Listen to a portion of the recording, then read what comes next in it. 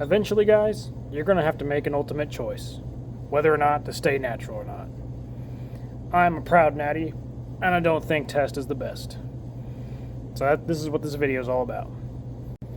Hypothetically, if you even came up to me and said, I'm even considering it, I'd probably call you a few names. No, just kidding, I wouldn't do that. But I would ask you your lifting age, number one. How long have you been training? It's because if you've been training 0 to 6 months, you shouldn't even be considering it. Like, it's out of the question. 6 to 12, still out of the question. 1 to 2, you guessed it, it's out of the question. Now, if you've built yourself up past the novice and intermediate phases of training, and you're really trying to get into advanced training and specialization, maybe, but we'd be talking a fraction of the population at that point. And also, you're probably not watching this video. It's not for you. So, do what you're going to do. I don't really care. I'm just talking the pros and cons. So, I would always ask the lifting gauge and what your actual goals are. They are tremendously hard on your joints. You have to strength train for a long time to build the connective tissue, your joints up, your cartilage, your bone health with strength training is amazing. So if you haven't put that foundation down, if you haven't layered down the bricks of that part of your training and nutrition, there is no way you would not be in Snap City if you started them. So your joint health is critical at first in your lifting career. Build up your joints, build up your strength first. That's a must. Everything that makes our body is a chemical process. I don't want to get sounding too nerdy or anything, but everything does rely on your hormones. Everything has a cause and effect. You trigger a cause, an effect's going to happen. This is what happens with all your hormones too.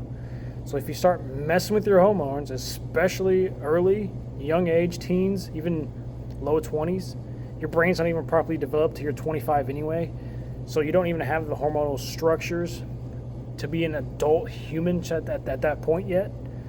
You shouldn't even be considering them. They whack up people's hormones, they damage your receptors for later use. It's a decision to be on or off for life. You're a lifer if you start, because once you hop off, you're a shell of what you used to be and you're not going to be happy about it. That brings me to my next topic, is the psychological health part of it. It does damage your brain too. There have been studies where certain compounds just diminish your IQ and damage your brain really bad. That is not good. Bodybuilding is supposed to be wholesome, healthy. It's supposed to be bodybuilding. You're taking these things and you're destructing parts of your body to build up just the muscle tissue. That's not the entirety of bodybuilding, and I don't think people understand that. Building the entire body is every structure, healthy organs, healthy mind, healthy soul, healthy body, healthy joints, everything. All of this should be in balance. You start throwing these compounds in, nothing's in balance anymore. Things get out of whack, and you got to deal with those health benefits later on down the road. And I've seen it countless times. The organ health alone is an epidemic too, because it does attach and target a lot of organs in your body. Prostate, your heart, your kidneys are stressed, your liver's freaking smoked. Like, all of these major organs that keep you alive are targeted and diminished while you use these. It is not a long-term ideal. It's a very destructive industry, actually. It's body diminishing, it's morally diminishing. I'm taking a stand on this, and I'm trying to be a natural advocate and promote people staying natural as long as possible. Not to mention, for some users, their skin health just looks horrendous. Like, body acne all over. Like, number one, it's freaking painful as shit. Number two, it doesn't look good. So why are you building this awesome, amazing Greek god body just for it to have freaking blemishes all over it that scar you for life? And that is one thing that really does stop me from doing it. It's like, my skin health would probably just straight deteriorate, and I would look older every day. Like, I'm not going that route with it. There is no freaking way.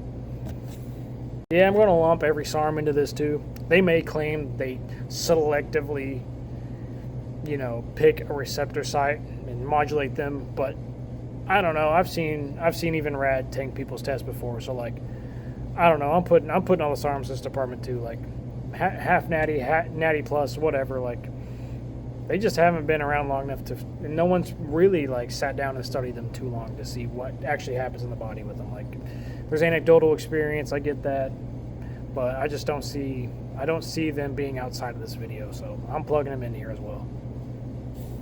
And when it comes to strength, they've done comparisons with the tested community and the untested community in powerlifting meets, and the strength difference was only like 10 to 12%. So maybe the tested athletes did 10 to 12% more weight, but that's at the top level. 10 to 12% more. Most people aren't even going to reach a 400-pound bench, a 500-pound squat, a 600-pound deadlift.